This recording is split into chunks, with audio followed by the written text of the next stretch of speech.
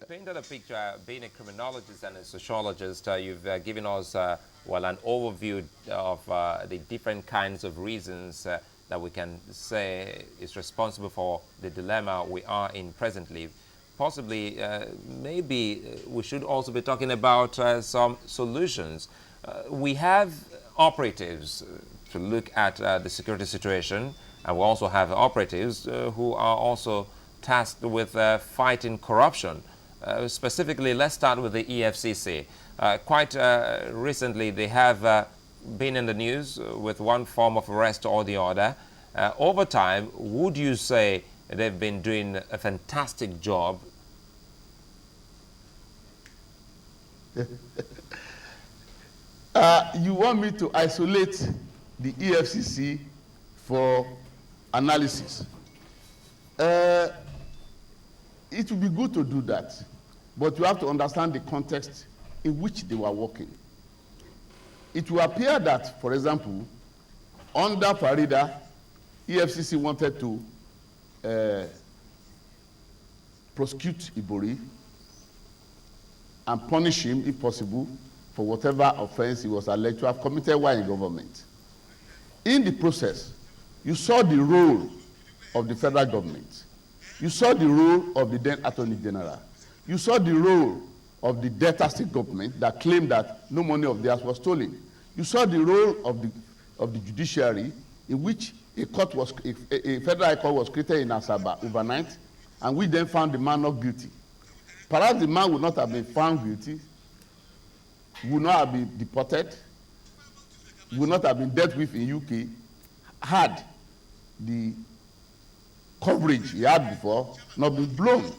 Now, I've given that example to show that while EFCC on the surface can be considered to be trying to do his work, or the ICPC to be trying to do his work, the environment we are talking about cannot allow an efficient, effective operation of their mandate.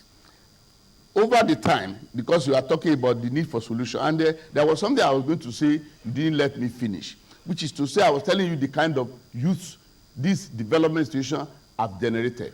And that the third category are those who became Niger Delta militants or Boko Haram militants. And you are going to be producing this kind of people as time goes on. How do you know that some of these people who are now going to churches and mosques for solace will not over time turn to become militants? I won't clear that one that you didn't let me finish. We come back to the effectiveness or ineffectiveness of AFCC and ICPC. I've argued for the past 5 years for a formula that will make the EFCC or the ICPC do its work.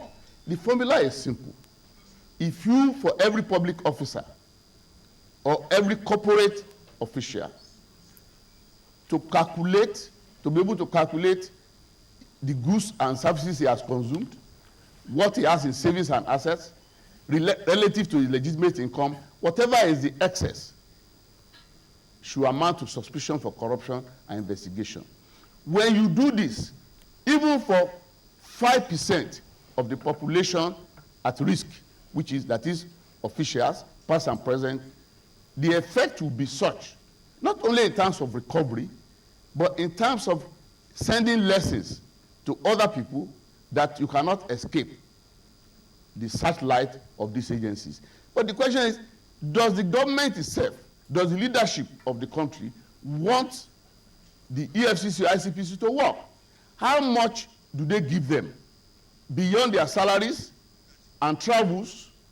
How much do they give them to actually carry out the operation? You have a multi-trillion naira problem, which is corruption in this country. And without dealing with corruption, you are not getting anywhere. Your development, your Vision 2020 or Vision 2010, your Vision 230, 250 is not going to get anywhere without dealing with the matters of corruption. You have a situation whereby most governmental funds are used for non-governmental purposes. Take, for example, somebody is going to take an honorary degree in Sokoto, and the whole of the National Assembly, a lot of government officials, many governors, are going to go there to that private event using government planes, using government resources, using government allowances. That is just That is just one of a million examples I could give you. Now, how do you get to the bottom of this? What can EFCC do about that? Because they are legally allowed. Houses of Assembly, they pass resolutions giving fat allowances, fat retirement benefits, fat emoluments to those who have done before. Assemblymen themselves give what they call separation allowance. I've not had this in my knowledge of political office holders in many other countries. Now, what can the EFCC do about that? Because legally, they have been passed by the Assembly. What can the EFCC do about that? And the day I say corruption is a multi-trillion naira problem for this country. Yet, they give EFCC 7 billion naira. Those agencies, if you want to know, they rely more on foreign donors to do their work than on federal government allocation of subvention. And you have a situation whereby the staffing is not enough. You have 36 states in this country, and you have 774 local governments, and corruption is occurring every minute. And yet, what is the staffing of what is the staffing of the EFCC and the ICPC? And yet, so, for you to do this work, if I may cut in here. Yeah.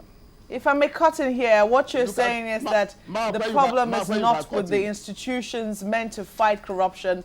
The problem is with the political will to fight it. The problem is with the leadership. And I'm not talking about Jonathan leadership.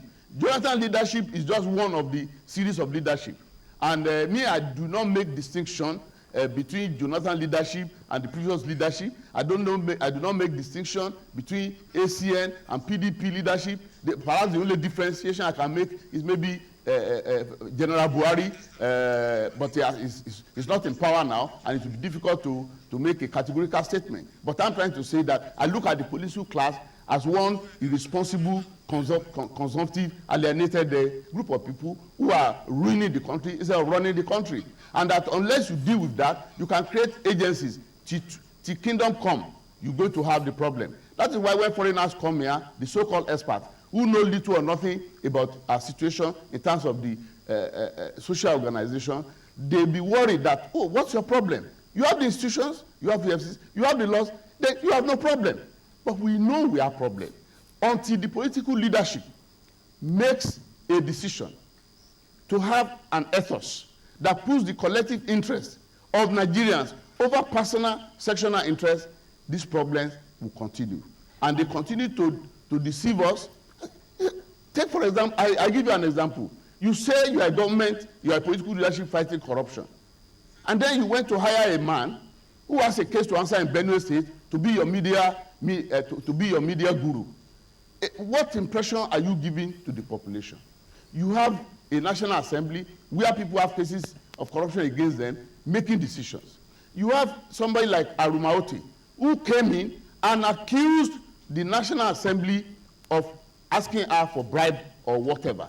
Instead of that being handled, National Assembly is saying the woman must go. In fact, they are trying to take over the job of the executive to tell him who he can or cannot appoint to an office. And everybody, including the press, they are overlooking that the fact that the issue of Arumaote is not so much a matter of our competence or what he has done right or wrong in staying in Nitel, in relating to the staff of Access Bank, but that the crux of the matter is that she dared to point the finger at the National Assembly that you are corrupt.